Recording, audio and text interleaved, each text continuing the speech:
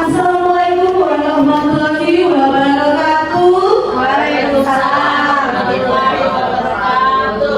Kepada yang terhormat Ibu Retno Sariwangginingsih selaku Kepala Sekolah SDN Tugu Karang 17 lagi, yang saya hormati rekan-rekan guru dan teknik yang pada siang hari ini sudah menyempatkan waktunya. Perkenalkan, saya Mariska Lasaria, mahasiswa dari Universitas UHAMKA. Saat ini saya akan berbagi praktik baik kepada teman-teman. Ya, pertama-tama marilah kita mengucapkan puji syukur kehadirat Tuhan Yang Maha Esa. Saya akan memaparkan pemikiran tokoh pendidikan yang sudah tidak asing lagi, yaitu Raden Adjeng Kartini. Siapakah Kartini itu? Raden Adjeng Kartini adalah salah satu tokoh penting dalam sejarah Indonesia yang dikenal sebagai kelompok emansipasi wanita. Ya, beliau memperjuangkan hak perempuan agar mendapatkan pendidikan yang baik, yang layak, dan kedudukan yang sama seperti laki-laki. Jadi Raden Adjeng Kartini kita kenal sebagai simbol perjuangan perempuan Indonesia. Untuk lebih mengenal lagi perjuangan beliau, saya sudah mempersiapkan satu video. Pada tanggal 21 April 1808, beliau berasal dari keluarga bangsawan Jawa. Pada dasarnya, dan anaknya ditetapkan sebagai salah satu pahlawan nasional Indonesia. Maka dia berjuang ingin mendirikan sekolah sampai membuat satu buku, ya, siapa yang masih ingat ya teman-teman? Tadi udah ada juga bukunya Kartini. Abdussalam rakyat. Nah, memang sangat berat sekali kondisi perempuan pada saat itu. Tidak hanya tidak boleh bersekolah, tapi mereka juga memiliki aturan-aturan yang ketat, mulai dari limitan, tidak boleh berkreasi, dan lain sebagainya. Kartini ini sampai tanggal hingga tidak diperingati, kemudian perjuangannya masih terkenal sampai saat ini. Baik, kalau menurut saya perjuangan Kartini bukan hanya lewat tulisan saja, tapi berdasarkan dari pemikiran dia juga melawan adat, dan dia fokusnya itu lebih kepada hak pendidikan untuk perempuan di Indonesia. Seperti itu sih. Terima kasih. Ibu Neti luar biasa. Tepuk tangan dulu teman-teman buat Ibu Neti. Saya mau saya lagi sama teman-teman. Kalau biasanya perayaan Kartini itu kita pawai, anak-anak kita pakai baju adat, baju Kartini. Nah, menurut teman-teman kira-kira hal itu cukup nggak untuk menanamkan atau membuka pikiran anak-anak kita, memotivasi tentang perjuangan era Kartini? Menurut teman-teman bagaimana tanggapannya? Kalau menurut saya, selain pawai di tingkat SD kayak sekolah kita ini untuk menggugah perjuangan Kartini yang bisa memotivasi anak-anak, selain dari pawai bisa dibuat suatu kegiatan, mungkin drama atau simulasi tentang perjuangan Kartini selama dia hidup, apa saja yang dia lakukan supaya anak-anak itu melihat bagaimana kerja kerasnya seorang Kartini sehingga bisa membuat sampai sekarang perempuan itu berguna gitu. Bukan selain jadi ibu rumah tangga saja, tapi bisa berkarir. Menurut saya sih seperti itu, Bu Mariska. Makasih. Terima kasih Bu Devi, luar biasa. Nah, ternyata ide-ide setelah kita melakukan seri ini banyak sekali ide-idenya. Jadi anak-anak kita tahu Kartini itu apa sih sebenarnya gitu. Jadi mereka juga lebih menghargai. 1964 RA Kartini ditetapkan menjadi pahlawan nasional berdasarkan keputusan Presiden Republik Indonesia nomor 108 tahun 1964. Dan sejak saat itu hingga saat ini, setiap tanggal 21 April kita memperingati Hari Kartini. Ada beberapa karya-karya RA Kartini. Nah, saya boleh minta Jana untuk membacakan karya-karya RA Kartini ya. Di sini ada karya-karya RA Kartini, Sekolah Kartini, Kartini School tahun 1918, surat-surat RA Kartini, buku Habislah Gelap Terbitlah Terang. Semoga kita sebagai guru bisa membuat karya-karya yang luar biasa seperti Kartini ya. Di sini sudah saya rangkum ada beberapa pemikiran-pemikiran RA Kartini tentang pendidikan. Perempuan merupakan tempat pendidikan pertama bagi anak-anaknya. Di rumah dia kan pertama kali mengajarkan anak-anaknya tidak hanya ilmu, tapi ada sopan santun. Makanya seorang ibu, meskipun dia ibu rumah tangga, tidak ada kata sayang sarjana kok, cuma jadi ibu rumah tangga. Setuju nggak kira-kira teman-teman? Setuju ya? Tapi sekiranya dia sudah sarjana S1, S2 atau S3 bahkan, tapi dia di rumah tidak bekerja di kantor, tetap bisa produktif. Tetap anak-anak membutuhkan ibu yang cerdas. Kemudian kemandirian secara ekonomi. Memang perempuan-perempuan perlu memiliki penghasilan sendiri. Tapi bukan berarti apa itu ketika perempuan sudah punya penghasilan tidak dinafkahi, tetap dong. Siapa awal ya? Tantangan yang modern dari secara berganda, secara digital maupun secara aktif sosial. Kira-kira yang masih sering kita dengar apa nih? Yang kayaknya perempuan yang tidak rajin, yang kayaknya nggak pantas nih buat perempuan. Kira-kira apa nih teman-teman? Pilot, Pilot ya, pilot. Tukang bangunan, ya. Arsitek kan? Arsitek apa gitu? Fisik. kita mungkin tidak bisa melampaui Apalagi Bulani kecerdasan tadi driver, kan sebenarnya sudah banyak. Cuma kadang ada konotasi perempuan driver sih, gitu ya. Banyak transformasi emansipasi dari yang zaman dulu nih masa era akhirnya dengan yang modern. Sekarang tokoh-tokoh emansipasi wanita di zaman modern.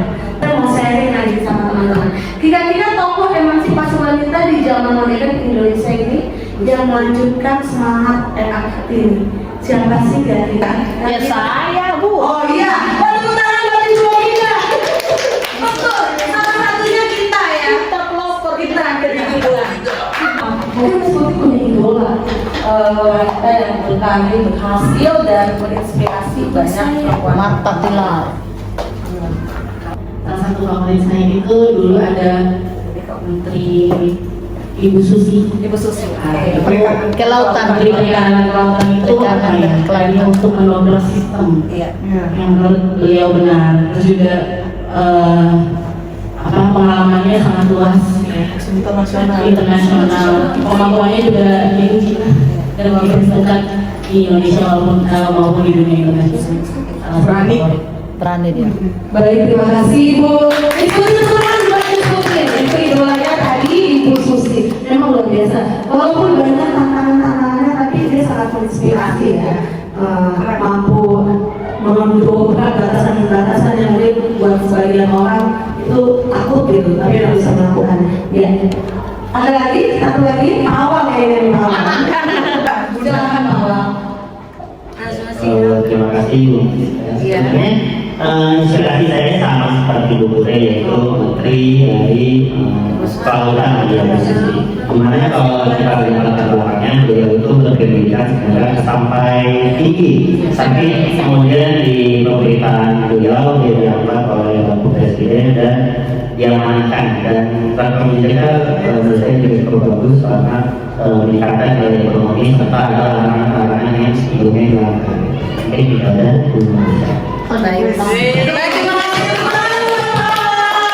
Ada beberapa tokoh. Yang pertama Sri Mulyani, Ibu Sri Mulyani Gawari, yaitu pilar ekonomi bangsa. Menteri Luar Negeri perempuan pertama di Indonesia. Selanjutnya,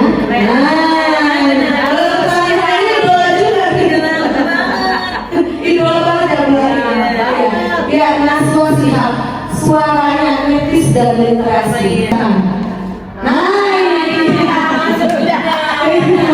Ternyata memang dia idola di mana-mana. Semoga sehat selalu dan terus menginspirasi Ibu Susi. Sekali lagi dong teman-teman, Bapak Ibu sekalian. Setelah tadi yang disampaikan, mungkin ada yang ingin disampaikan atau ditanyakan, nanti kita akan bahas bersama. Atau ada masukan-masukan lainnya dari yang sudah saya paparkan tadi. Kira-kira ada dari Bapak dan Ibu sekalian? Saya Bu. Oke, Bu Lani, sebentar Bu Lani. Oke, baik. Perkenalkan saya Lani. Saya ingin bertanya perihal tentang Ibu Kartini ya. Bagaimana kita sebagai pendidik untuk memberikan motivasi itu kepada murid kita bahwa tidak ada perbedaan antara laki-laki dan perempuan. Terima kasih. Baik, Bu Lani, terima kasih. Apapun kegiatan dari anak-anak didik kita tidak kita bedakan. Artinya ketika bikin seni ada laki-laki ada perempuan. Kadang mereka ngepel, anak laki-laki bisa ngepel, bisa nyapu, bisa hapus papan tulis, anak perempuan juga sama. Seperti itu. Dan kesempatan-kesempatan untuk mengikuti lomba, misalnya lomba olahraga atletik, ada anak perempuan silakan, nggak apa-apa.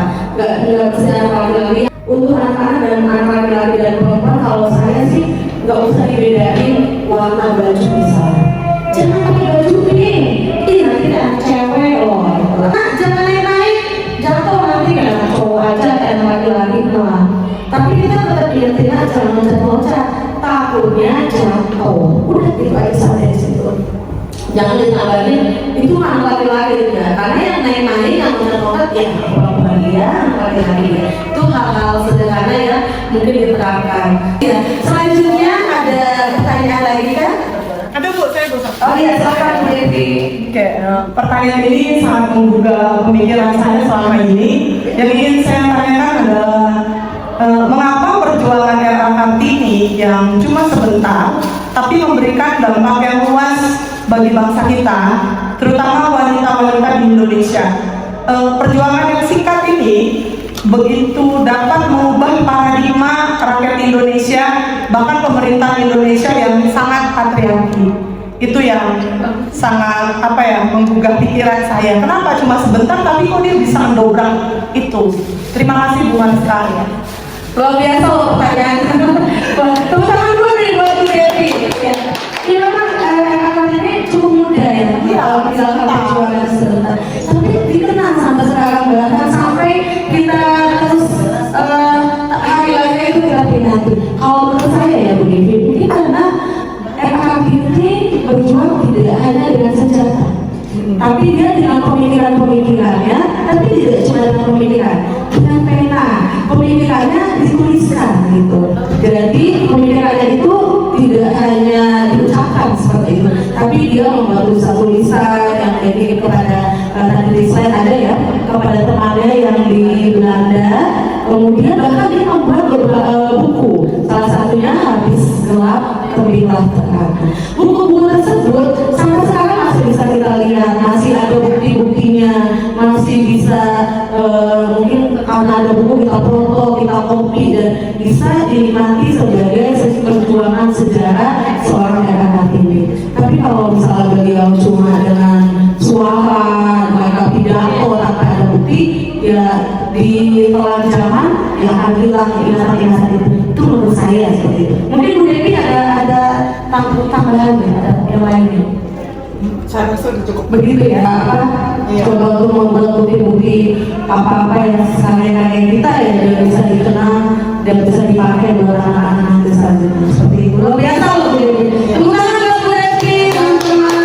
Ada lagi Bapak Ibu? Sudah ya? Kalau sudah, saya cukupkan sampai di sini. Semoga apa yang sudah saya paparkan membawa banyak manfaat untuk teman-teman sekalian. Dan saya juga mengucapkan banyak terima kasih kepada Bapak Ibu yang sudah meluangkan waktunya di tengah-tengah kesibukan. Perempuan bukan sekedar bagian dari perubahan. Mereka adalah alasan perubahan itu terjadi. Terima kasih.